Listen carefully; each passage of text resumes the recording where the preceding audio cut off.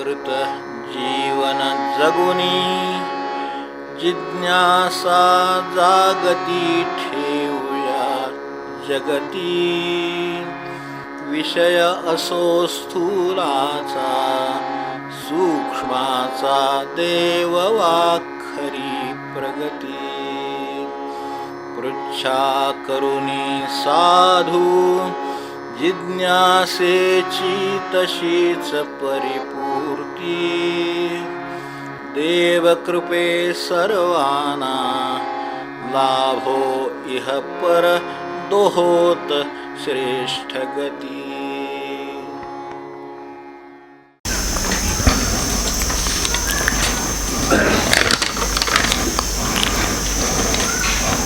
आज आपण जे इथे समोर ठेवलेले आहे त्याच्यातले काही 5-6 प्रश्न होऊ शकतील. अगदी छोटी उत्तर आहेत, काही ते पटकन होतील असे आशा आहे.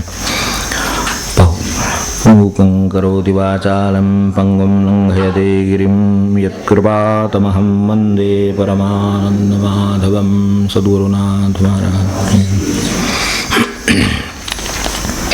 ज्या वेळेला आपलं शरीर साथ देत नाही किंवा तब्येतीच्या अनेक कारणानं मन जपाकडे नीट लागत नाही, त्यावेळी काय करावं?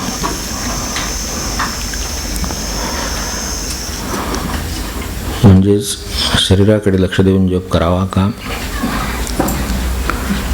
होणारच नाही का त्याकडे फारसं लक्ष न देता जप चालूच ठेवावा. मात्र त्यावेळी मन अस्थिर आहे याचा त्रास होतो. यात त्रास होतो ही गोष्ट चांगली आहे. आपलं लक्ष आहे मनावर, ही गोष्ट लक्षात आली. यावरून उत्तर अगदी साधं सोपं सरळ आहे.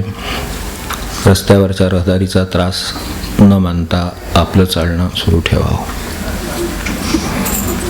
विचार म्हणजे रस्त्यावरची रहदारी किंवा चौकातला व्यवहार. आपल्याला जिकडे जायचं आहे ते लक्ष डोळ्यासमोर ठेवावं आणि आपण चालत राहावं. तेव्हा रहदारीकडे लक्ष द्यायला गेलं, हात करायला गेलं, कोणाशी गप्पा मारायला गेलं, नुकसान आपलंच आहे, वेळ आपल्यालाच लागणार. त्यामुळे तेवढं करू नये. माझी एकदा आपल्याला याची कल्पना दिली आहे. आपली पावलं सुरू राहतात, वाहन सुरू राहतं, वाटेत रहदारी काही थांबत नाही आपल्यासाठी. तसे विचार काही थांबणार नाहीत. विचार म्हणजे मनाच्या चौकातली रहदारी आहे साध्या भाषेत. तर ती मनाच्या चौकातली रहदारी आहे आणि बाहेरची रहदारी ही एक वेळ परवडली ते लोक निघतील त्यावेळेलाच ती सुरू होते. या आतच आहे आणि आपण बराच काळ बरीच माणसं बोलावून ठेवलीत आणि चांगले आसन पसंत देऊन सगळी बसवलेली आहेत. काहींची आठवण करतो आहोत रोज कारण नसताना. म्हणून तिला रहदारीचं स्वरूप येतं आणि मनात भगवंत न राहता ही मंडळीच जागा अडवून बसतात. तसं त्याचं झालेलं आहे हे लक्षात ठेवलं तर त्याच्याकडे लक्ष द्यायचं काय कारण नाही. आपला जप चालू ठेवा, आनंदाची गोष्ट आहे, होत राहील. जितकं लक्ष कमी तितकं त्यांना मिळणारं अन्नपाणी कमी असं समजा. एखाद्या झाडाला जसं अन्नपाणी असतं तोपर्यंत ते जगतं. अन्नपाणी तुटलं की हळूहळू झाड बरगळायला लागतं. तर तसं आपण लक्ष देत नाही. लक्ष देणं म्हणजे मनाचं अन्नपाणी पुरवणं आहे. तेव्हा ते मनाचं जे अन्नपाणी आहे ते त्याला पुरवायचं नाही. असं आपलं ठरलेलं असेल तर जशी रहदारी आपल्यासाठी थांबत नाही ती सुद्धा आपल्या मार्गाने जातच असते. तशी ही मंडळी आपल्या मार्गाने जातील आणि त्यांचा आपल्याला उपद्रव होणार नाही आणि आपलं ध्येय आपल्याला गाठलं जाईल. नाही तर विचार कधी थांबायचे नाहीत. विचार थांबले की जप करू असं जर म्हटलं कधी जप व्हायचा नाही. त्यामुळे आपण असं लक्षात ठेवून आपलं काम सुरू करावं. लक्ष देत नाही म्हटलं की तेही फारसं लक्ष देत नाही. आपल्याला व्यवहारात माहिती आहे ना, असंच असतं ना. ते एकंदरीत तेच इकडे आहे, यापेक्षा काही नाही. आज चाललंय त्यामुळे जरा घोटाळ्याचं वाटतं एवढंच. असं विष्णू सहस्रनाम रोज म्हणतो परंतु त्यापुढील फलश्रुती म्हणताना वाटतं की केवळ विष्णूची नामच पुरेशी आहेत. तरी फलश्रुती म्हणणं जरुरीचं आहे का? न म्हटल्यास अपूर्णता राहील का? भगवंताचं एक नाम सुद्धा पूर्णता द्यायला समर्थ आहे. तिथं सहस्रनामा घेतल्यानंतर प्रश्न काही अपूर्णतेचा राहणारच नाही. तो राहू नये म्हणूनच सहस्रनाम घेतलं. तेव्हा आता आणखीन काही अपूर्णता राहणार नाही. आपण पुढचं काही नाही म्हटलं तरी चालेल. काय झाले, स्तोत्राची एक फॉर्मॅट आहे, पद्धत आहे. त्यामुळं जसं आरंभी आपण नमन करतो तसं शेवटी त्याचं काय होईल हे केल्यामुळं असं सांगण्याची प्रथा आहे. अगदी आनंदे भीमदर्शने ते जसं आहे तसं प्रत्येक श्लोकामध्ये स्तोत्रामध्ये हे सगळीकडे असं असतं. तर तो एक तांत्रिक भाग आहे हे लक्षात ठेवा. त्याला काय सांगायचं असतं तर ते मूळ स्तोत्रामध्येच असतं. जसं विष्णू सहस्रनामामध्येच काय सांगायचं ते सांगून झालेलं आहे. आता सुरुवात आणि शेवट करणं त्याचा हे एक पद्धत आहे, एक तांत्रिक भाग आहे. तेवढंच त्याला महत्त्व आहे. दुसरं ते का करावं लागतं हा पण प्रश्न आहे. जसं तांत्रिक भाग आहे तसं दुसरं माणसाचं मन आहे. काहीतरी त्याला पुढे मिळेल असं वाटल्याशिवाय कामाला तयार होते माणूस. काय करणार? नुसतं बाबा एवढं म्हणून जा. काय खरं म्हणजे आता ते चांगलं आहे. समजा काय गुरुनी सांगितलं, आपल्याला वाटलं, ग्रंथात वाचलं, काही म्हणा, पण घेतल्यानं काय होईल ह्याची चिंता आधी लागली असते. अजून घ्यायचंच असतं पण त्याच्या आधीच चिंता लागलेली असते की हे घेऊन काय होईल. तर मग त्यांना सांगावं लागतं. म्हणजे जसं त्यात ते सांगितले ना, क्रोध आवरला जाईल, मग रोवण्याचे होतील, मग काय जय मिळेल, काय होईल ते होईल. मी म्हणतो मी देवाचं नाव घेतलं, पुण्याही तरी आहे.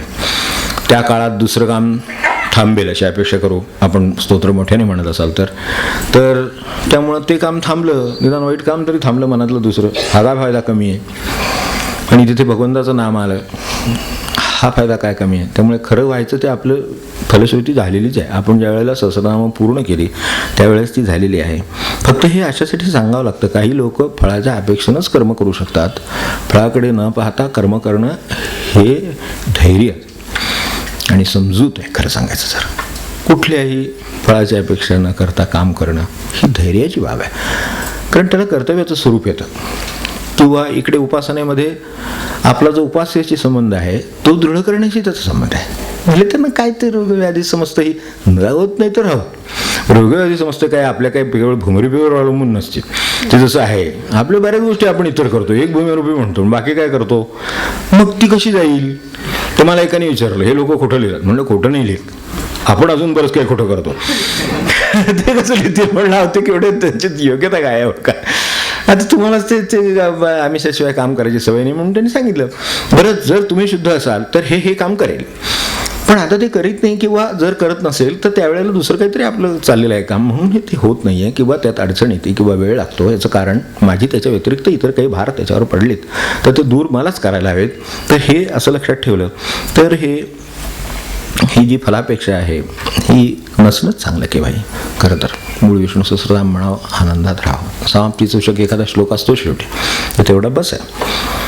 आता आपण एवढा जप केला, शेवटी जानकी जीवन स्मरण जय जय राम. आता सर्वांचं कल्याण होईल, मग प्रत्येकाला बरं होईल, प्रत्येकाच्या डोक्यातल्या शंका सगळे शांत होतील वगैरे काही आपण म्हणत नाही. जानकी जीवन स्मरण जय जय राम, राम बघून येईल पुढे काय ते एवढं बस आहे ना. खरं म्हणजे ही जर एकदा मनाला सवय लागली तर मग त्याची काही आपल्याला तशी त्या अर्थाने फळाची अपेक्षा राहत नाही. त्यामुळं ते नाही म्हटलं तरी चालेल. माहीत असायला काय हरकत नाही. एखाद्या वेळेला म्हणावं की काय त्यांचं म्हणणं काय होतं म्हणून समजून घ्यायला म्हणायला हरकत नाही. अनेक वेळेला जसं आवर्तनं करतात, 21 झाली की शेवटच्या वेळेला पूर्ण सगळं ते जो काही पाठ असेल तो म्हणतात. अशी पण पद्धत आहे. तर ती केव्हा, अगदी शेवटी मूळ आपल्याला जे आवर्तन करायचं ते सहस्रनामांचं तेवढंच करावं कधीतरी एखाद्या वेळेला. ठीक आहे.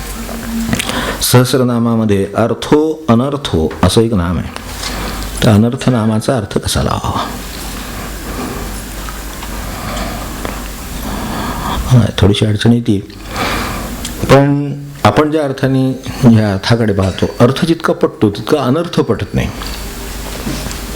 असे दोनही भगवंताचीच रूप आहेत. तसं अगदी प्राथमिक बाजूने पाहिलं तर जो उत्पत्तिकारक तोच विनाशकारक, म्हणजे अशाही अर्थाने पाहिलं तरी ते तसंच आहे. तर इथे जे जे विरोधाभास आपल्याला जीवनामध्ये आढळतात त्या दोन्हीचं कारण भगवंतच असतो. शब्द हातिका शब्द सहा, दोन्ही तोच आहे. तो हाती आहे, एको नाही का, त्याचेच आहेत हे सगळे आहेत. नाही का, एको नाही का, सवा का, किंवा काय कशाशी काही होणार नाही. कारण त्या तरच तो भगवंत आहे. एवढं जर एकच त्याच्यात मावलं म्हणजे आपले सहस्रबुद्धे महाराज म्हणायचे की फार जगाचं काही समजून घ्यायला अवघड नाही म्हणजे जगामध्ये. ज्याने रामाला जगात आणलं त्यांनीच रावणाला आणलं, एवढं लक्षात ठेवलं झालं. काय काय ते किती सोपं आहे तसं. कोणीतरी त्यालाही आणलेलं आहे, कोणी यालाही, तो आणणारा एकच आहे, बस एवढं लक्षात ठेवलं तरी बस होतं म्हणणं. तेव्हा असं ते भेद मिटवले जातात, कारण भेद सुद्धा शेवटी एका शक्तीच्या खाली वावरतात. हा वरवरची गोष्ट सांगितली. आता अर्थाचा आपण जो अर्थ करतो ते म्हणजे काय, तर साध्य. तर त्याचं तांत्रिक जे त्याच्यात मूळ अर्थ आहे तो सांगतो की उद्देश रूप आहे. आपण शब्द बोलतो, आता इथे सुद्धा काय प्रश्न आला, अनर्थ शब्दाचा अर्थ कसा लावावा असाच प्रश्न आला ना. तेव्हा त्याचं साध्य नेहमी, अर्थ याचा अर्थ साध्य गोष्ट, जी साध्य करायची गोष्ट ते अर्थ. शब्द हे साधन, शब्द साधन आणि अर्थ हे साध्य. त्यामुळे नुसते शब्द बोलून उपयोग होत नाही, अर्थ कळला तर बरं वाटतं. तर इथे जी अडचण आली ती अर्थ कळला नाही म्हणूनच आली ना. म्हणजे एक अर्थ याचा अर्थ खरंच साध्य असा आहे. आता जे साध्य आहे ती इतर साध्य साधनरूप असतात. इतर जे साध्य आहेत आपली ती सगळी साधनरूप आहेत. हे आपल्या लक्षात म्हणजे कसं येऊ शकेल बघा, की जे काही काम आहे, आज समजा मला जायचं आहे, गावाला जायचं आहे, मी गाडीत बसलो, आता या क्षणी ते माझं साधन आहे आणि माझ्यासमोर ते साध्यासारखं आहे आता, कारण त्या गाडीवर सगळं माझं अवलंबून आहे, अशी माझी परिस्थिती आहे. पण गाडीतून गेलो किंवा रेल्वेनं जात आहे, स्टेशन आलं, माझ्या दृष्टीने ते साध्य आहे. आता स्टेशनवर उतरलो तर प्लॅटफॉर्मवर जागा असली तर आपला दिवस तिथं काढला आणि दुसऱ्या गाडीने परत आला. आपल्याला काही घरी त्रास आहे का असं करायला? काही नाही. आपण स्टेशनवर जे उतरलो ते कुठेतरी घरी जाण्यासाठी ना. म्हणजे आधी जे साधन रूप, आधी जे साध्यरूप होतं, जे स्टेशन आपलं साध्यरूप, आता ते साध्य आल्याशिवाय आपण गाडीतून उतरतो का? तर त्या स्टेशनवर त्या गाडीतून काही आपण उतरणार नाही, कारण आपलं साध्य अजून आलेलं नाही, साध्य झालं नाही तर आपण उतरणार नाही. तोपर्यंत गाडी हे साधन आहे. मग ते जे साध्य आहे, ते जे काही स्टेशनवर उतरला ते आता साध्य आहे म्हणून तिथं बसावं का? तर नाही आहे. कारण मला कोणाच्या तरी घरी जायचं आहे, त्याच्यासाठी मी आलो, कुठल्या तरी ऑफिसला जायचं आहे, काही कामाला जायचं आहे म्हणून आलो. म्हणजे आता स्टेशनवर जाणं जे साध्य होतं ते आता साधन झालं. तिथं उतरलो म्हणून आता मी गावातल्या माणसाला कडे जाऊ शकतो, आता ते माझं साध्य. आता त्याच्याकडे गेलो तर दार ठोठावलं, सगळं हे झाल्याबरोबर काम पूर्ण झालं का? मनुष्य भेटला, दार ठोठावल्यावर समजा मनुष्य नाही भेटला तर काय होईल? अजून साध्य नाही झालं. म्हणजे घरी सुद्धा आला, आता ते साध्य होतं ना, मग झालं ना. आता मग घर बघावं, कुलूप कसं लावले बघावं, केवढा आहे, कसल्या कुठल्या कंपनीचं गोदरेज नव्हता काय ते बघावं आणि निघावं परत दुसऱ्या गाडीने. तसं नाही, तिथं असलेल्या माणसाला भेटायचंय. म्हणजे अशी साध्य जी आहेत सगळी ती साधनं होतात पुढे पुढे. भगवंत हे असं आहे की तो अर्थ म्हणजे साध्य आहे, पण तो अनर्थ पण आहे. अनर्थ असा पण आहे की तो साध्य रूप म्हणजे अंतिम साध्य आहे. त्याच्या पलीकडे काही साध्य करायचं असत नाही. एक भगवंत मिळवायचा आणि जर काही साध्य करायचं असेल तर ते साधन झालं. भगवंत हे साधन नाही कधी, भगवंत हा साध्यच आहे. तेव्हा तो अर्थ आहे आणि अनर्थ अशा अर्थाने आहे की आधी तो साध्य, जो आपल्याला पहिल्यांदा वाटत होतं तसं तो साध्य आहे, पण तो अंतिम साध्य आहे. हे त्याचं साध्याचं पुन्हा साधन होत नाही, तो साध्यच राहतो. एवढ्याही अर्थाने त्याच्याकडे आपण पाहिलं तरी चालेल. तर आता पूर्वजांची पुण्यतिथी ज्या दिवशी असेल त्या दिवशी श्राद्ध करावंच लागतं का? पूजा मांडणं. त्या दिवसाचं नेहमी पुण्यस्मरण करून आपल्याला विधायक असं कार्य केलं तर चालेल का, याचा खुलासा करावी विनंती. श्राद्ध करावंच लागतं असं काही नाही. मी असं क्षणभर विचार करतो की आपण आजपर्यंत कोणी विचारलं असेल त्यांना मी असं विनंती करेन की आपण आजवर कोणासाठी काहीतरी करत आलेले आहात. हे तर नक्कीच. इथपर्यंत आपण आलो, एवढं कागद पेन सगळं आपण घेऊन लिहिलं आहे, तर इतक्या वर्षामध्ये आपण कोणासाठी काहीतरी करीत आलेले असाल.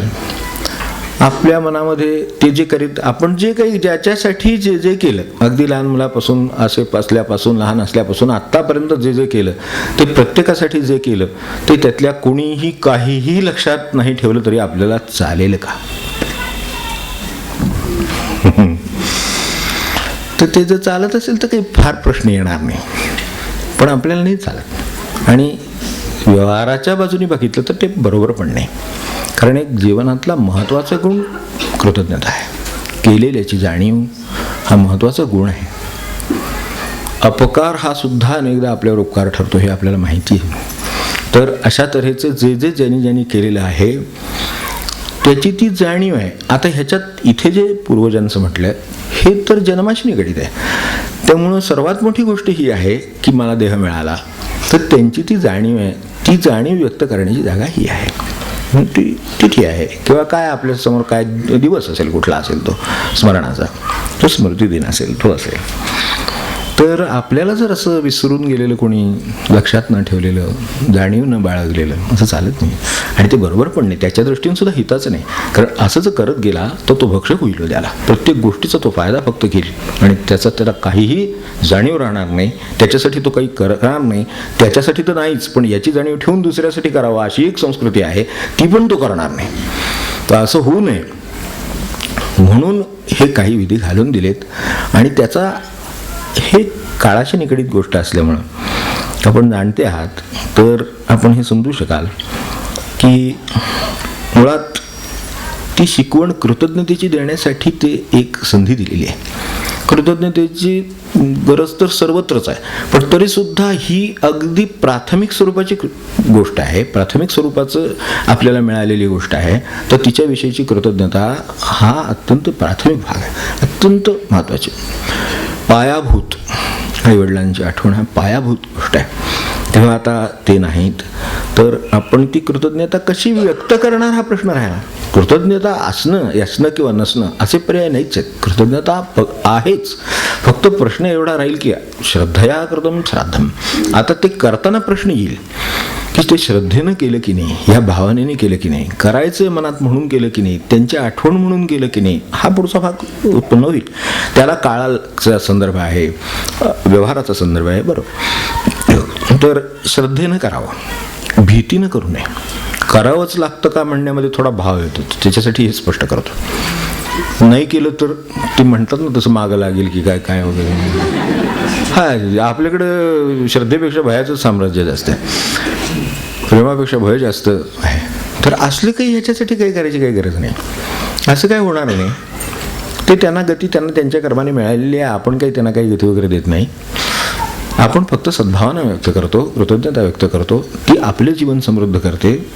जसं आज दुपारी मी उल्लेख केला होता, तो आपल्या लक्षात असेलच की ते वडिलांच्या पाया पडतात त्यांच्या, म्हणून मुलगा यांच्या पाया पडतो. शक्यता आहे, ते नसेलच तर हे होण्याची शक्यता खूप कठीण आहे, एवढं नक्की.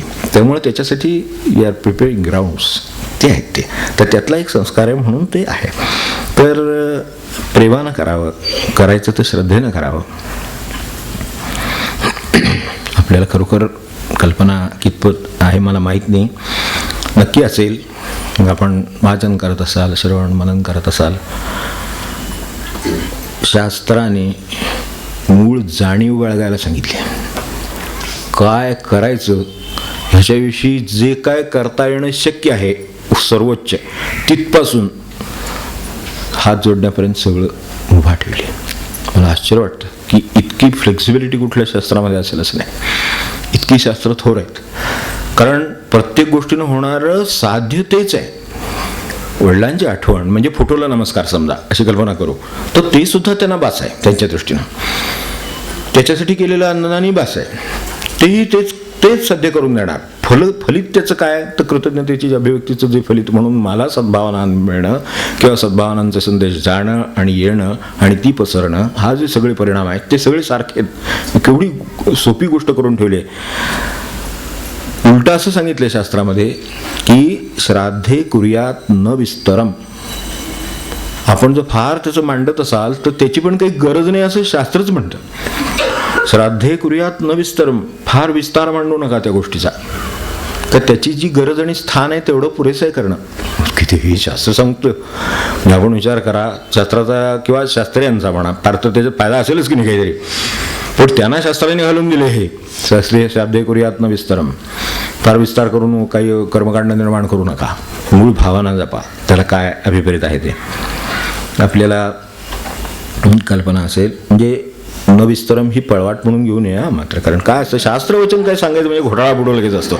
शास्त्रातच लिहिलंय, काय प्रश्न नाही. सकाळी नमस्कार केला, आता पुन्हा पुढच्या वर्षी, हे होण्याची शक्यता दाट माणसाची, कारण मन ते त्या बाजूचं आहे ना सगळं.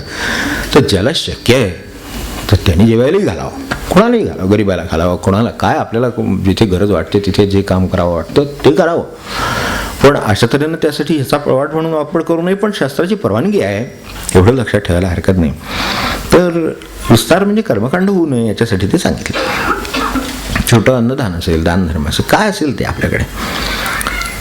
तुकडोजी महाराज होते ना, तिथं म्हणायचे, ग्रामगीता आहे आपल्याला माहिती आहे, ग्रामगीतेमध्ये त्यांनी म्हटले की ठीक आहे त्या दिवशी निदान ते पूर्वज कोण, आई वडील काय, आजी आजोबा काय, आपल्याला जे काय म्हणायचं ते त्यांचा फोटो ठेवा समोर, पुसून स्वच्छ आपलं समोर फोटो ठेवा. त्या दिवशी दिवसभर पहा, दर्शन घ्या.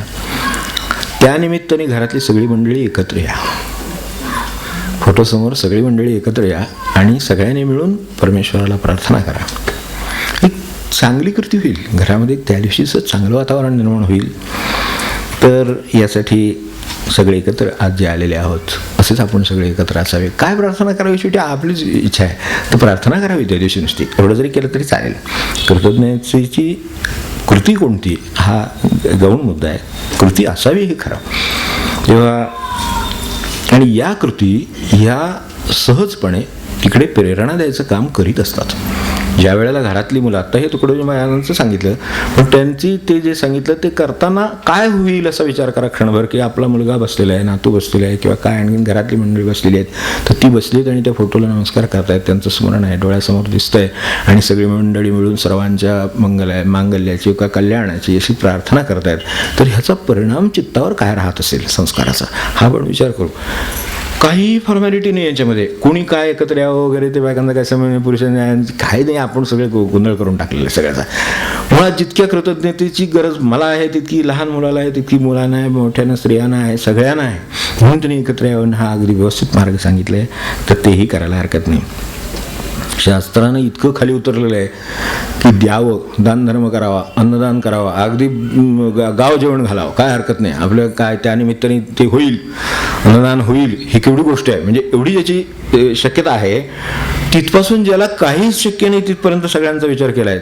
त्यावेळेला शास्त्राने असं सांगितलं, जो निर्धन आहे, काही नाही, म्हणजे माझ्याकडे एका माणसाला जेवायला घालणं किंवा काही अगदी नाश्ता पाणी सुद्धा देणं शक्य नाही, अशी त्याची अवस्था आहे. समजा असं गृहीत धरू, आज कठीण आहे, पण तरीसुद्धा असं मिळणं कठीण आहे, पण तरीसुद्धा त्याला तेही शक्य नाही, निर्धन मनुष्य आहे. तर त्यांनी सांगितलं की शक्यतो जरासं गावाबाहेर जावं, दक्षिणेला तोंड करावं आणि आपल्या, असं समजा वडिलांचंही चाललंय तर वडिलांना त्यांचं स्मरण करून प्रार्थना करावी की मी खरं म्हणजे हे सगळं करायला हवं, पण ते मला परिस्थितीमुळे शक्य नाही, त्यामुळे मी हा नमस्कार करतो. बस खरं आहे म्हणजे एवढं. आता आपल्याला काही शंका नसेल अशी मला आशा आहे. गणेश चतुर्थीला गणपती सर्वसाधारणपणे घरोघरी बसतात. हल्ली घरातील गणपतीसाठी म्हणजे पार्थिव मूर्तीला चांदीचे अलंकार घेतात, पण त्याच्याचबरोबर चांदीचं केवड्याचं पान, चांदीचं काय, तांबडं जास्वंदीचं फूल, दुर्वा, मोदक, पान, सुपारी, सगळ्या अशा चांदीच्या वस्तूसुद्धा गणपती पुढे ठेवतात. देवभावाचा केला आहे, वरील प्रकार योग्य आहे का, ही सगळी आपली प्रापंचिक हौस आहे. देवाला त्या फुलाची पण मुळात गरज नाही आहे. तिथं चांदीच्या फुलाची कशाला असेल, आपल्याकडे चांदी आहे आणि तिचं काय करायचं ते कळत नाही आहे, हा त्याचा अर्थ आहे. आणि ती सुटत नाही आहे, त्यामुळे फुलात कन्व्हर्ट करून काय होईना पण ठेवावे अशी आपली इच्छा आहे. माझं आपलं मत काय ते सांगितलं. पण हे सगळ्या प्रापंचिक हौस आहेत, कराव्यात. लोकांना काय असतं, महाराजांनी दुसऱ्या बाजूने सांगितलं ते पण माझ्या लक्षात आहे, आपल्याला कल्पना आहेच.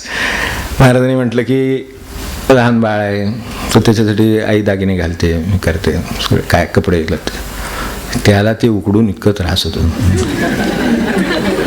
पण आईला बरं वाटतं ते सगळं केल्याशिवाय, आणि ते केल्याशिवाय बरं वाटत नाही. ते केल्याने तिला समाधान होतं, पाहण्याचं समाधान असतं. असं एक भक्तिशास्त्रामध्ये आहे. तर तेवढं ठीक आहे की ते सगळं केल्याने ते बरं वाटतं, अंगडं टोपडं घातलं, त्यात सुद्धा ते चांगलं घातलं, ते आणखीन काय त्याला अलंकार केलाय तो घातला, असं जे काही चाललेलं आहे हे कर्मकांडाकडेच चाललेलं आहे. पण ते केल्याने आईला बरं वाटतं म्हणून ती करते. बाळाला त्यातलं काही नाही. तुम्ही गाळ्यात किती ओढून बघा ते काय करते. ते काय झगडा चालू असतो ते बघा. आपण टोपडं घालत ते ओढून फेकून देतो. आपल्याला तर टोपडी घालून इथे बसवलं असतं समजा. काय झालं असतं उन्हाळ्याच्या वेळेत विचार करा की साधी गोष्ट आहे ना. उगाच कशाला तर देवाला कशाला त्रास सांगा की नाही. समजा आणून बसवलं असतं तर काय उन्हाळ्यात केलं असतं आपण. एक देव आता गणपतीचा आहे ठीक आहे पावसाळा असतो म्हणजे असेल अशी आशा करू. धरणवाले काय करतील सरकार काय परमेश्वर काय कोणात ठोक. पण असं झालं तर काय होईल. म्हणजे खरं सांगायचं तर ह्याचं काही नाही आहे. जर आपल्याकडे चांदीचं हे सगळं करण्याचा एवढा पैसा असेल तर त्यापेक्षा तो खूप चांगली कामं त्याच्यासाठी वाट पाहत आहेत. तिथे दान करावं, गणपतीला प्रार्थना करावी. या निमित्ताने मी हे दान केलं. ते देवाचं प्रेम भावावर आहे ही गोष्ट आपल्याकडे अगदी बरोबर आहे. त्याचा अलंकारावर आणि श्रीमंतीवर अजिबात नाही, उलट गरिबावर जास्त प्रेम आहे. कारण त्यालाच त्याची किंमत जास्त आहे. श्रीमंताला किंमत कमी आहे. खरं त्याच्याकडे पैसा आहे त्यामुळे तो बऱ्याचशा गोष्टी तोच करतो. भगवंताला फारसं काही करावं लागत नाही अशी त्याची समजूत असते. कधीतरी ती खोटी ठरते. पैसा ही मुळातच गोष्ट खोटी आहे. काय आहे मला सांगा नक्की पैसा म्हणजे आता उद्या आपण घेऊ ते त्यावेळेला आज स्पष्ट होईलच. हे काय आहे खरं सांगायचं तर काहीच नाही आहे. It is fictitious. खरं सांगायचं तर शंभराची नोट काय नामकं काय धमकं काय फिक्टिशस आहे ते सगळं. त्याला आपण देऊ ती किंमत येईल असं. तेव्हा भावावर भगवंताचं प्रेम आहे हे अगदी नक्की. गरिबावर जास्त आहे. आपण गरीब असाल तर भगवंत आपल्याजवळ हृदयाची घ्यायला तयार आहे एवढी आहे त्याची अवदारी आहे किंवा भाव आहे. आता ते जे काय सगळं चांदीचे काय दुर्वापासून सगळं केलेलं असतं बरोबर आहे. ते तोरड्याचे पानं हे काय अलंकार सगळं उचलून लॉकरमध्ये ठेवा. हो आता द्या तरी कसं म्हणायचं. कारण ते म्हणणार की आमचं ते खूप कोणी दिलेलं असतं कोणी काय काय केलेलं असतं. आपल्याला चमचा पातेली टाकवत नाही हे काय होईल कोणाला ठोक म्हणायला. तर फक्त मला आपलं असं वाटतं हे काही यात पडून काय चांगलं असेल तर द्या. हे बरोबर नाहीच आहे. काय आवश्यकता पण नाही आहे. आणि त्याचा उलटा चांगला विनियोग होऊ शकेल. आज त्या चांदीचं काय मला सांगा. ते गणपतीला जरी भूक लागली तरी त्या चांदीच्या दुर्वा काय खऱ्या दुर्वांचा उपयोग होईल एक वेळ. औषधी म्हणून सुद्धा ती आज आहे वनस्पती. ती ठेवलेली तेवढ्यासाठी तर ती सुद्धा खाऊन पाणी पिता येईल. पण ह्याचं काय कारण आहे चांदीचं ह्याच्या. त्यामुळं आपण उपयुक्तता सुद्धा पाहावी. सगळ्या बाजूने विचार केला तर यात काही तथ्य नाही. अयोग्य आहे. त्यापुढे गणपतीपुढे त्याच्यापेक्षा उपासना करावी. आपल्याकडे आलाय ना त्या पाहुण्याला काय आवडतं ते करतो ना आपण. त्याला काय आवडतं ते विचारात घ्यावं. ती बुद्धीची देवता आहे. काही बुद्धीचं काम करणार असेल तर करा. आता प्रकाश पडला आहे ना सगळा अग्नीचा. आता आपल्या अंतरंगात प्रकाश आहे ना आपल्याला कळल्याने काय करायला पाहिजे तर ठीक आहे. त्यासाठी काय करायचं ते करावं. उपासना करावी, नामस्मरण करावं. ते त्याच्यासाठी खरं करायचं. पण ती एकदा टाळ्या वाजवून एकदा ते खाल्लं सगळं म्हणजे प्रसाद तर तो तर काय खातच नाही म्हणजे.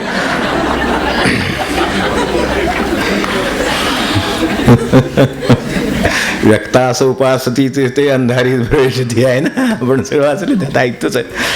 तेव्हा हे असं गणित आहे. त्याचा एक उपयोग आहे म्हणून ते ठेवलं आहे. पण त्याच्या पुढे गेलं की त्याचा उपयोग नाहीसा होतो.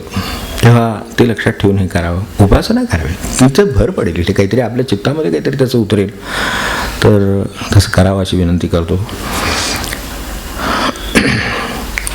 राजा राम हा आदर्श आहेच.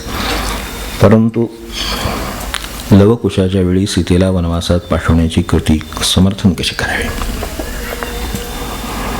पहिली गोष्ट ही की रामाचं समर्थन करण्याची काही आपल्याला गरज नाही म्हणजे आवश्यकता नाही आहे. खरं सांगायचं तर सूर्याला सिद्ध करण्याचा प्रकार आहे तो. तर ते आपण काही करण्याची आवश्यकताच नाही. तरी सुद्धा काय होतं हे काहीतरी कोणतरी काढतं शंका.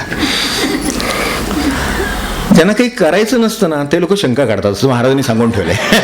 ते आत्ताच सांगतो आम्ही पाहिजे. त्याला काही नामाने काय होईल. अरे आता घेऊन बघा ना काय होईल ते. तुम्हाला जेव्हा पोटात दुखायला लागतं तेव्हा औषधाची गोळी डॉक्टरने दिली. ही समोर ठेवली आणि ते विचार करत बसले ह्या गोळीने काय होईल. आणखी दुखेल थोडा वेळ थांबला तर इतकीच उपयोग करत सांगायचं तरी. पण ज्यांना ती घ्यायची नाही आहे किंवा घ्यायला त्रास होतोय किंवा गोळी गिळवत नाही आहे तर त्याचेही विचार आहेत सगळे. तसं होतं तेव्हा समर्थन करा वगैरे, म्हणजे ते हे ह्यांचं नाही आहे, यांची अडचण नाही आहे. मला माहिती की ज्यांनी विचारलं त्यांची अडचण नाही आहे, त्यांना कोणीतरी अडचण निर्माण केलेली आहे की रामाने असं केलं, रामानं तसं केलं. आपण रामाने जे जे केलं ते सगळं करा आणि मग हेही करा, मग बघू काय होतं ते. मग कोण समर्थनीय येईन कोण नाही, कोणत्या भूमिकेत काय करावं लागतं हे तेव्हा कळेल. पण रामाने जे केलं तर त्याच्यातला आपण आधी निदान गुणांचा अभ्यास करूया. काय असतं की आदर्श फार उंच असतात. तेव्हा ते दही अंडी जशी असते ना जायचे वरती ते टांगलेलं आहे, ती फोडायची आहे किंवा तिथपर्यंत पोचायचं आहे किंवा हात लावून दाखवायचं आहे म्हटल्यानंतर मनुष्य एक पाऊल एक पायरी का होईना वर चढेल, 2 पायऱ्या का होईना जाईल. एखादा निर्धाराचा निघालाच आणि सातत्य टिकलं तर तो हंडीपर्यंत जाईल. तर तसं आदर्शांचं असतं. जितना आप ऊपर उठ सकते हैं उतना उठिए, बस.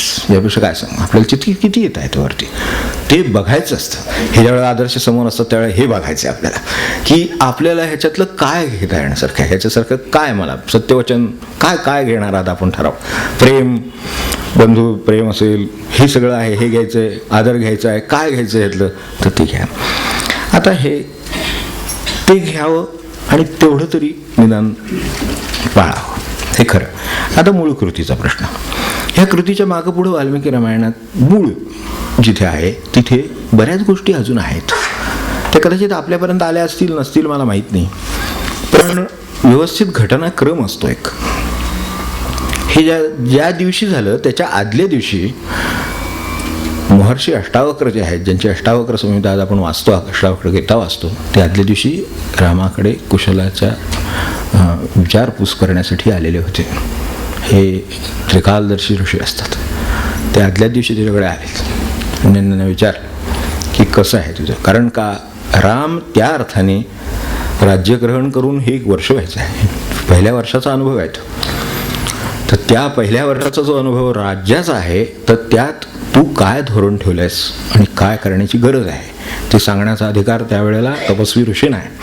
तर त्यासाठी ते अष्टावक्र महर्षी तिथे हजर आहेत आणि त्यांच्याशी राजाचा संवाद झाला आहे. त्यावेळेला त्यांनी राजाला दिलेलं सूत्र आहे तेव्हाचं, राजा प्रकृती रंजनात. तेव्हा ही सूत्र त्यावेळची आहेत की आपल्या, म्हणजे खरं सांगायचं तर रामाने त्याच्यापेक्षा पुढचं उत्तर त्यांना दिलेलं आहे, म्हणून ते अत्यंत संतुष्ट आहेत. रामाने असं म्हटले की स्नेहम दया सौख्यम, स्नेहम दयांच सौख्यंच यदिवा जानकीमपि, असं राम बोलून गेलेलं आहे. हे रामवचन आहे. स्नेहम दयांच सौख्यंच यदिवा जानकीमपि आराधनाय लोकानां मुंचंतो नास्ति मे व्यथा. हे काय आदर्शामध्ये काय काय असू शकतं त्यातलं एक आहे की राजा म्हणून स्नेहाची वस्तू काय, हे सगळं सौख्यांच सगळं जानकीमपि असं म्हटलं, कारण त्याच्यात ते सगळ्यात शेवटी आहे की लोकांचं आराधन करण्यासाठी मी इथे बसलेलो आहे. लोकांची आराधना आपण करतो, आपल्याकडे हा शब्द वापरला जातो, कर्नाटकात लोकांना माहिती असेल की पूजा आहे ती. ती पूजा आहे, लोकांच्या पूजेसाठी सेवेसाठी मी बसलो आहे. तर सेवेसाठी मला जो त्याग करावा लागेल तो करीन जानकीमपि. जर का शेवटी अत्यंत प्रिय वस्तू मनुष्य शेवटी उल्लेख करतोय तो, आधीचे सगळे केलेत सौख्यंच, माझ्या कुठल्याही सौख्यावरती आलं तरी चालेल. जर प्रजेचं अनुरंजन म्हणजे ज्याला म्हणतात प्रजेची पूजा, तर ती पूजा आराधना करताना जर ह्यातलं काहीही आढळलं, अगदी जानकी जरी आढळली तरी मी ती दूर करीन. नास्ति मे व्यथा, हे आश्वासन आहे पुढे. दुःखान नव्हे किंवा मला खंत वाटून नव्हे किंवा नाईलाज झाला म्हणून नव्हे. सगळे आपल्याकडे जसे सगळे बेल ॲप्लिकेशन रिजेक्ट झाले अँटिसिपेटरी किंवा जावंच लागतात, तसलं नव्हे, मनाविरुद्ध नाही, अगदी मनापासून हे सगळं मंचतो, सगळं सोडावं लागलं. नास्ति मे व्यथा, मला व्यथा ओरडणार नाही, कारण माझं कर्तव्य करण्यासाठी मी इथे बसलो. वनवासात होतो त्यावेळेला माझं काम तिथलं होतं, ते मी केलं. आज मी इथे बसलोय, मी इथलं काम करतो. तेव्हा ही लोकपूजा आहे. लोकपूजा करणारा राजाच्या बाबतीतली घटना या मागचा संदर्भ आपल्याला विसरून चालत नाही. आणि त्यासाठी अष्टावक्र हजर आहेत आणि तेही सांगतात, एवढं आपण लक्षात ठेवा. त्याच वेळेला ती 8 महिन्यांची गर्भवती आहे, तर त्यावेळेला ती चित्रावली म्हणजे आजचे जसे प्रदर्शन असते त्या काळात चित्रावलीची प्रदर्शन होती, ती पाहायला ती गेली होती. आणि त्यावेळेला ही अष्टावक्र इकडे आलेले, ती पाहून ती परत आली. आणि आल्यानंतर हा सगळा निसर्गाचा भाग आहे. आल्यानंतर तिचा रामरायाशी जो संवाद झाला त्यावेळेला तिने विचारले पुढे मूळ रामायणामध्ये. हे सगळं वाल्मिकी लिहित आहेत, कारण शेवटी त्यांनी हे सांभाळले, त्यांना हा आदेश आहे आणि इतिहास लिहायचा आहे. त्यावेळेला त्यांनी त्यांच्या संवादात लिहिलेलं आहे की सीतेने असं म्हटलं की जसा डोहाळ्याचा प्रश्न असतो, काय करावं असं वाटतं, काय खावं असं वाटतं वगैरे आपण जसं विचारतो, तसं तुला काय करावं असं वाटतं. ती म्हणाली, इतकी वर्ष मी वनवासात काढली, वनवास माझ्या मनातून जात नाही. फक्त त्याच्यात मला असं वाटतं की तिथे मी एक वनवासिनी म्हणून मला 14 वर्ष वावरावं लागलं. माझ्या हातात राज्य नव्हतं, हाती आलेलं राज्य गेलं होतं, काही गरज नव्हती, पण तरीसुद्धा तत्वाची माणसं होती आणि पतीवरचं प्रेम होतं. त्यामुळे बाजूला नाही राहायला तयार, म्हणून मला जावं लागलं. पण त्यामुळे माझे राज्याचे अधिकार गेले होते, त्यामुळे माझ्याकडे काहीही नव्हतं. अनेक ऋषी पत्नींनी माझा 14 वर्ष सांभाळ केला, 13 वर्ष सांभाळ केला निदान. तेव्हा त्यांनी सांभाळ केला, पण त्यांना मी काहीही अलंकार दिले नाही, कधी वस्त्र दिली नाही, जे राजाला सहज शक्य असं. यातला कुठलाही उपकार मी प्रत्युपकार म्हणून सुद्धा त्यांचा करू शकले नाही. तर मला असं वाटतं की वनामध्ये पुन्हा फिरावं आपल्याबरोबर आणि हे सगळं द्यावं त्यांना. आपल्याकडे आता काय कमी आहे, आपण राजे आहोत, तर आता आपण ह्यांना हे सगळं वेगवेगळ्या वनामध्ये जाऊन फिरून ऋषींना आणि ऋषीपत्नींना, तिथल्या कन्यकांना हे सगळं द्यावं असं मला फार वाटतं. आणि वनवासी राहावं आणि त्यांचा प्रणाम करून त्यांच्याकडून भाग्योदयासाठी आशीर्वाद घ्यावे असं माझ्या मनामध्ये फार येतं. यावेळेला यातला काहीच विषय नाही. ते जानकी मपी फक्त म्हणून गेलाय राम, एवढंच. आणि ती अष्टावक्रांच्या समोर म्हटलेलं आहे. तेव्हा राम बोलता बोलता असं म्हणले, ठीक आहे, आपली इच्छा आहे तर आपण जाऊ, मी लवकरात लवकर व्यवस्था करतो. हे सगळं रामाचं आहे. आणि त्याच रात्री हा जो अंतःपुरातला दूत आहे भद्र, तो तिथे आला आणि त्यालाच फक्त ही परवानगी आहे की विदाऊट अपॉइंटमेंट तो रामाला भेटू शकतो. राजाचं ते काम आहे, असा एखादा मनुष्य असतो ठेवलेला. तेव्हा तो सांगायला सुद्धा तयार नाही अशी तिथे मनस्थिती आहे की त्यांनी भेट मागितली, पण बाजूला जाऊन मागितली. आणि सांगितलंय त्यावेळेला मूळ वाल्मिकी रामायणामध्ये ते परितना मुकंत मुख आहे त्यातलं. त्यांचं म्हणणं ही चौकातली चर्चा आहे, तुमच्या कानावर घालणं माझं काम आहे. चौकातली चर्चा आहे. तेव्हा रामाने विचारलं, खात्री करून घेतली आणि मग सांगितलं की काय त्यांचं म्हणणं आहे, प्रजेचं म्हणणं काय आहे. ती 1 वर्ष तिथे राहिली. ती सीता अयोध्येच्या सिंहासनावर बसू शकत नाही. आता ज्या वेळेला मी दुपारी आज बोललो होतो रामाच्याबद्दल, त्यावेळेला आईने जाताना जे उपदेश केले त्याचा काळाशी संदर्भ नव्हता म्हणून उरलेले उपदेश मी सांगितले नाहीत. त्यात हा एक उपदेश आहे. त्या काळात ही पद्धत होती. आपण दशरथाचं वडिलांचं उदाहरण पाहतो. ह्या राण्या होत्या त्यावेळेला, पट्टराणी असेल, त्यांचे प्रकार असतील, काय ते असतील, तो त्या काळाचे प्रघात आहे. काळाचे संदर्भ सोडून काहीच आपल्याला इतिहास कुठला वाचता येत नाही, तसं आहे. तसं त्यावेळेला होतं म्हणून तिने जे उपदेश केलेले आहेत तिला निघताना सीतेला, त्यात हा पण केलेला आहे की तो राजा आहे, तर त्यांनी जर पुन्हा लग्न केलं तर त्याचा अधिकार आहे, तर तिला बहिणीप्रमाणे वागव, हे त्यावेळेला सांगितले. असे अनेक संदर्भ आहेत जी की जे आपल्यासमोर येत सुटून गेलेले आहेत. तेव्हा ती प्रजेचं म्हणणं असं की अरे राजाला पुन्हा लग्न करणं शक्य आहे, तर त्यांनी हिला का सिंहासनाचा मान द्यावा, अशी प्रजेची चर्चा आहे. फार बारीक आहे तिथं. तेव्हा राम म्हणा, ठीक आहे, तुझं काम झालेलं आहे तुझा.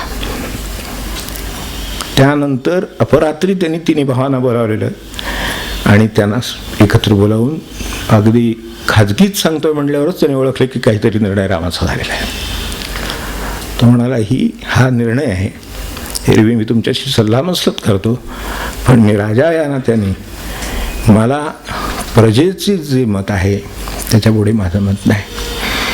तेव्हा त्या मतासाठी मी एक निर्णय घेतला आहे आणि तो असा आहे, ते हे की तिचा त्याग करणं हे माझं प्रजेचं अनुरंजनाचं म्हणजे लोकपूजेचं कर्तव्य आहे. कारण लोक हा माझा देव आहे आणि तो आज असंतुष्ट आहे.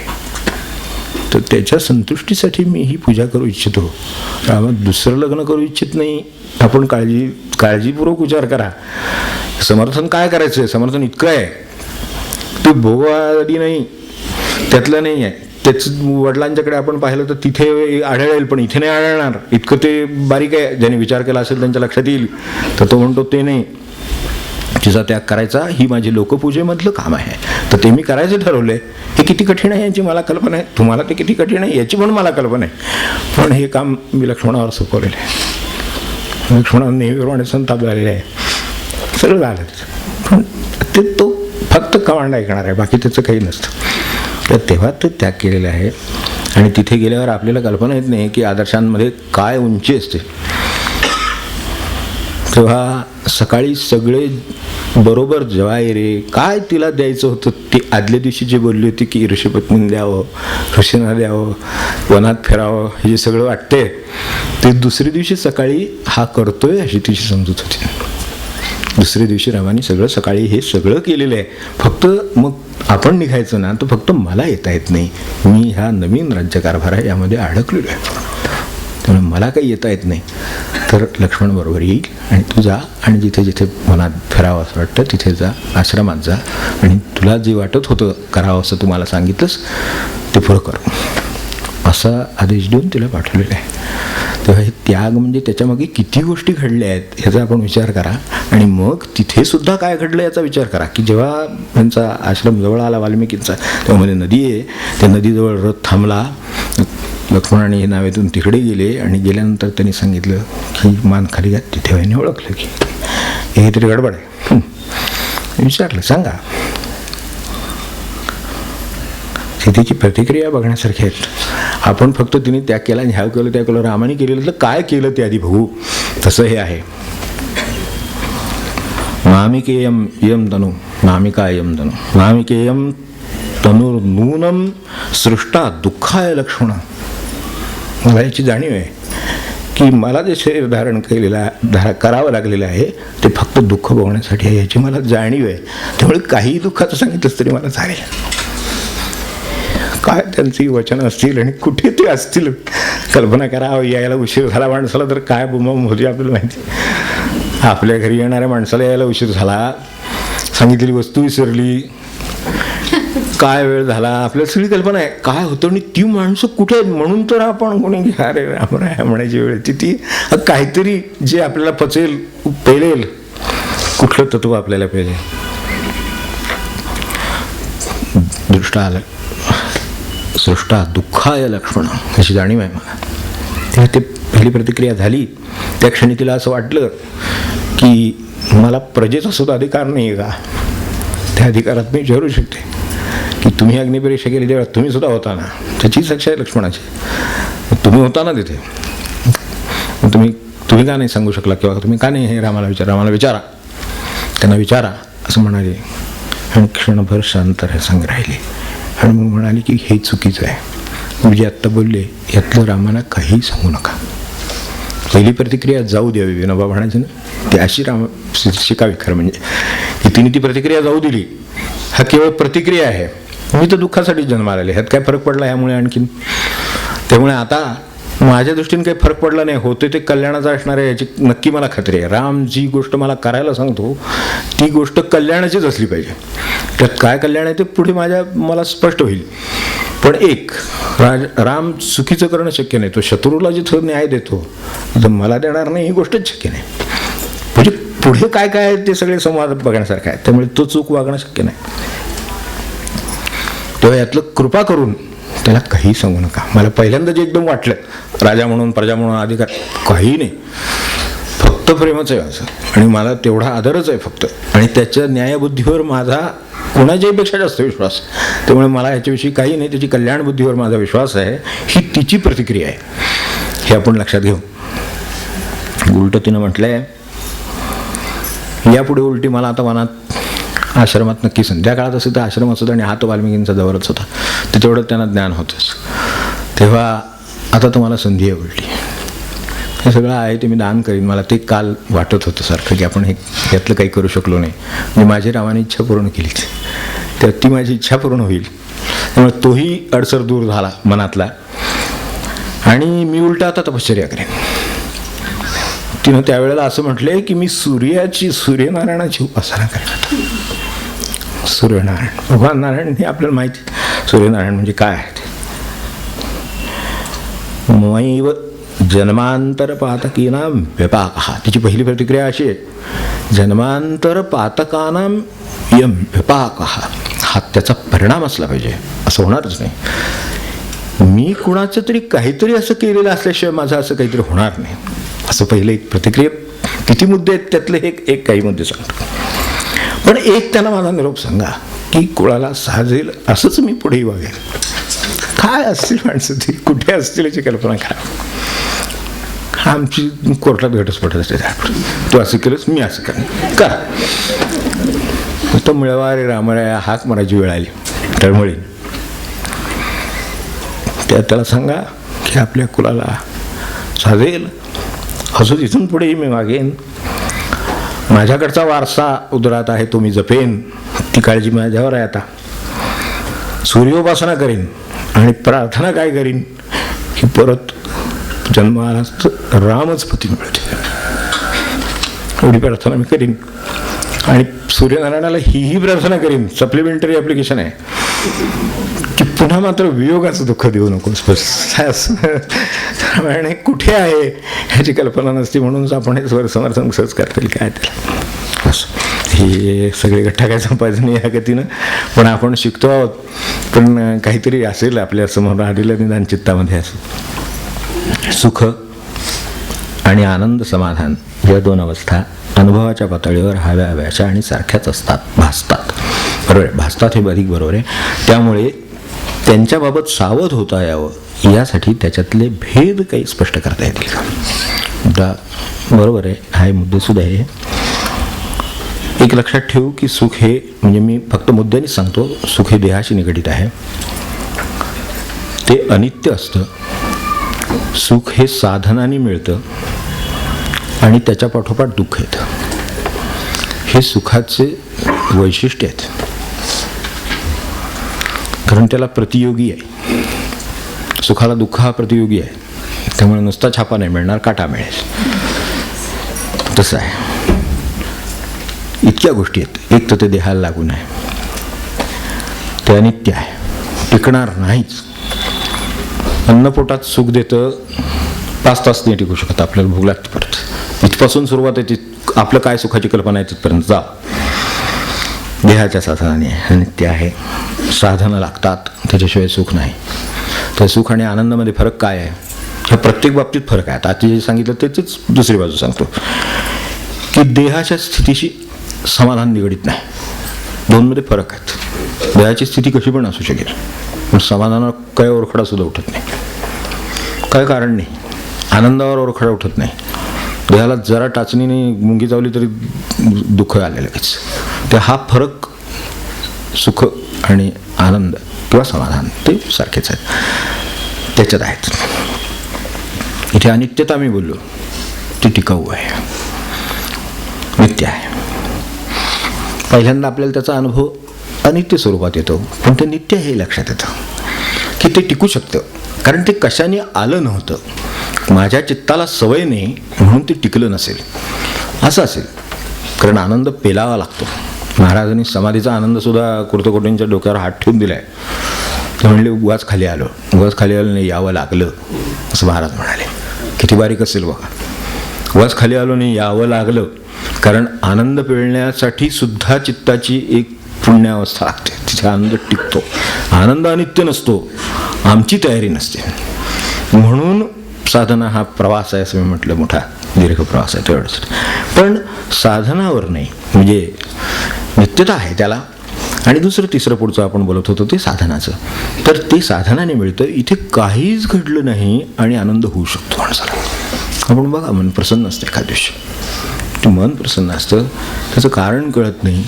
ते समाधान आहे त्याचं कारण कळत नाही, पण समाधान होतं चित्ताला. तसं म्हटलं तर काही घडलंय असं काही नाही. एरवीच्या गोष्टी ते काही यश मिळालं, अमुक झालं तमुक झालं, काय मनासारखं कोण वागलं, ते पुन्हा थोड्या वेळाने मनासारखं वागत नाही आपल्याला माहीत. ते सुखात घडतं. इथं काही झालं नाही आहे, काय मनाविरुद्ध झालं असेल उलटं, पण आपण समाधानात आहोत. हा समाधानाचा अनुभव आहे, तो सुखादुःखाचा अनुभव आहे. आणि त्याच्या पाठोपाठ जे दुःख येतं ते एक वेळ आनंद आपल्याला कदाचित अंतर्धान झाल्यासारखा वाटेल, पण दुःख नाही येणार, शांत राहील. हा फरक आहे. तिकडे त्याच्या पाठोपाठ काहीतरी दुःख लागून असतं, ते येतं आपल्याला प्रापंचिक लोकांना सांगायला नकोच. तेव्हा असा थोडा फरक लक्षात घेतला तरी चालेल. ह्याच्यात अजून प्रश्न आहेत, पण आता वेळच आपल्याला नाही, म्हणून मी त्यांच्यातले बाकीचे प्रश्न उद्याच्या वेळेला आपण जास्त वेळ देऊ, एक सेशन मोठं घेऊन टाकू म्हणजे होऊन जाईल. एक साधंसं एक ह्यातला एकच प्रश्न फक्त आता ह्या गठ्ठ्यामधला घेतो. पैसा हा प्रापंचिकाचा प्राण आहे, त्याला धक्का न लावता साधन पाहिजे असं महाराज म्हणत. आम्हा प्रापंचिकांचा खरोखरच पैसा हा प्राण आहे. प्रपंचाच्या प्रत्येक विचारात कृतीत त्याचाच जोर आहे हे अनुभवायला येतं. दानात शक्ती आहे, पण आमचं आजचं मन उत्स्फूर्त दानाला तयार नाही. वस्तूतून इंद्रियातून सुख मिळवण्यालाच ते मन सामील आहे. असं असताना आमच्या आजच्या अवस्थेत थोड्या बळजबरीनंच दान देण्याची सुरुवात करणं गरजेचं आहे, हे बुद्धीला पटतं. आहे तसं व्यवस्थित आहे, सगळं सांगितलेलं खरं आहे. दान दिल्यावर त्याचा विसर पडला तर ते खरं दान होतं, पण आम्हाला त्याचा विसर पडत नाही. हा तिढा व्यवहारात दैनंदिन समोर येतो.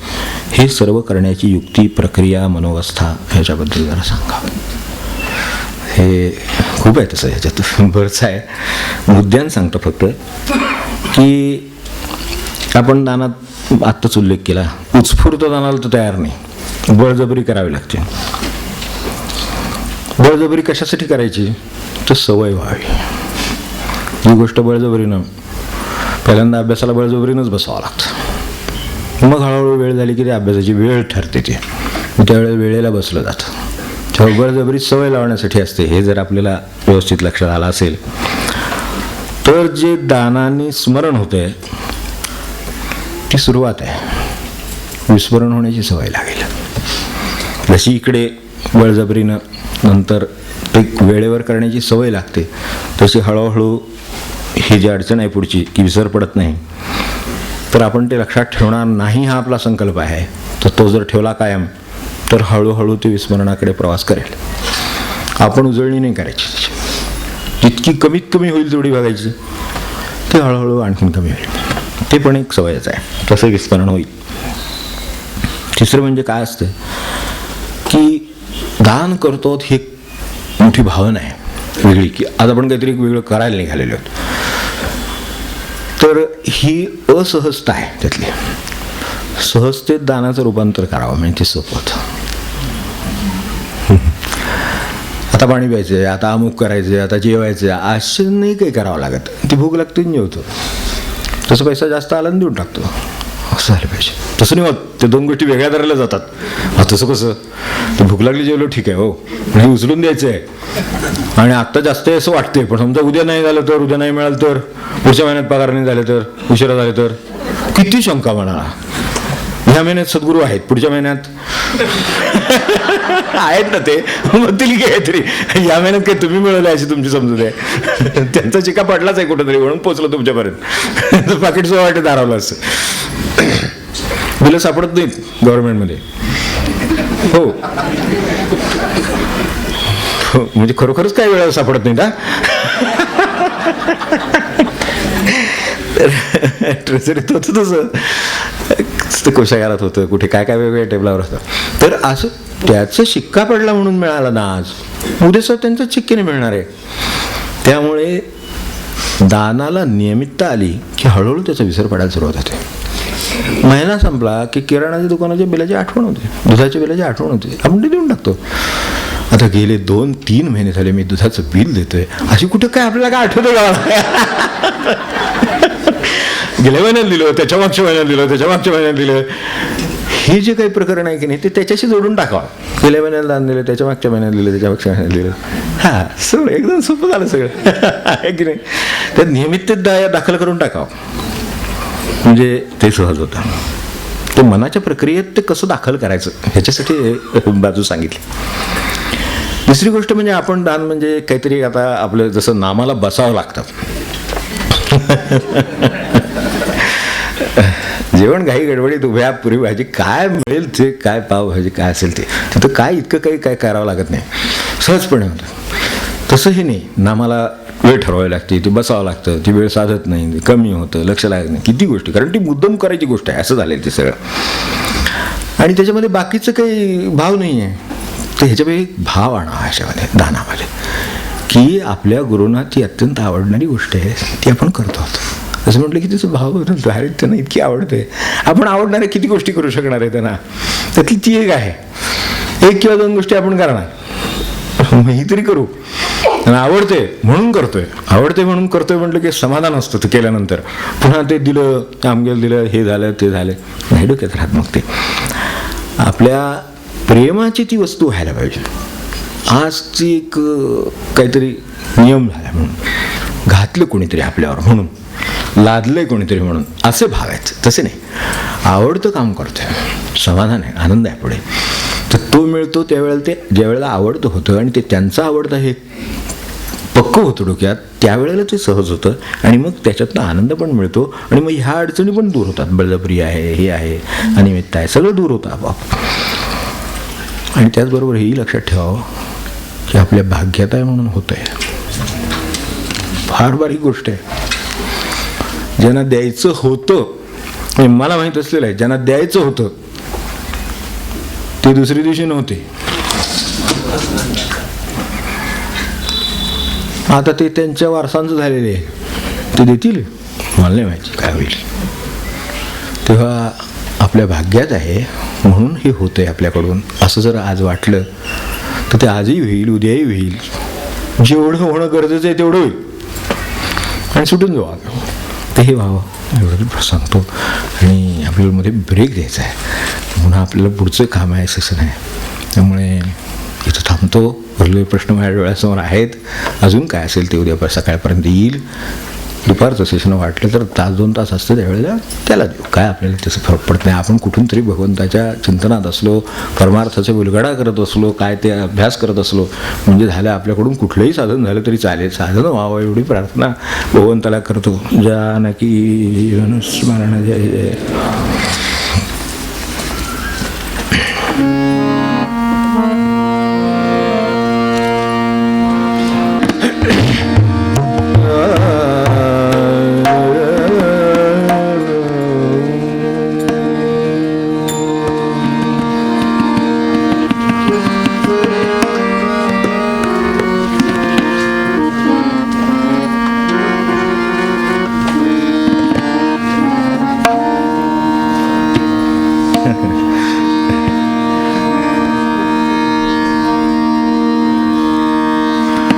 कोरड पडली असेल असं वाटलं. खरं आहे, एवढं मनापासून काळजी घेत आहेत म्हणून चाललेच. आपलं पद 253. माझे सर्व जावे देवाने रहावे, माझे सर्व देवाने रहावे, माझे सर्व जावे देवाने रहावे. देवासी पहावे भक्तपुणे, देवासी पहावे भक्तपुणे. माझे सर्व जावे देवाने रहावे, सर्व जावे देवाने रहावे. भक्तपणे माझ देवची जोडला, भक्तपणे माझ देवची जोडला. अभ्यास मोडला सर्व काही, अभ्यास मोडला सर्व काही. माझे सर्व जावे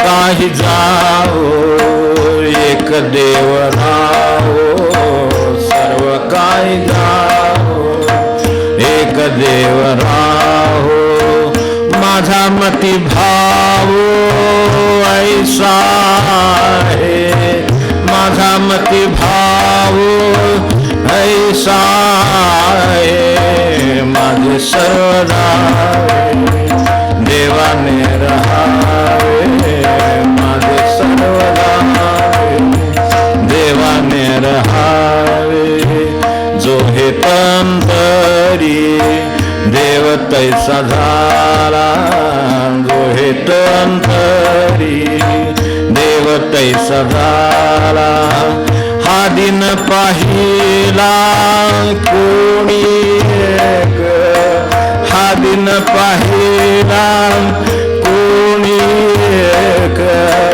माझे सर्वदा देवाने रहावे, माझे सर्वदा देवाने रहावे, कोणी एक पुण्य जे होते संचले, कोणी एक पुण्य जे होते संचले, दास म्हणे झाले समाधान, दास म्हणे झाले समाधान, माझे सर्वदा देवाने रहावे, माझे सर्वदा देवाने रहावे, देवाशी पहावे भक्तपणे, देवाशी पहावे भक्तपणे,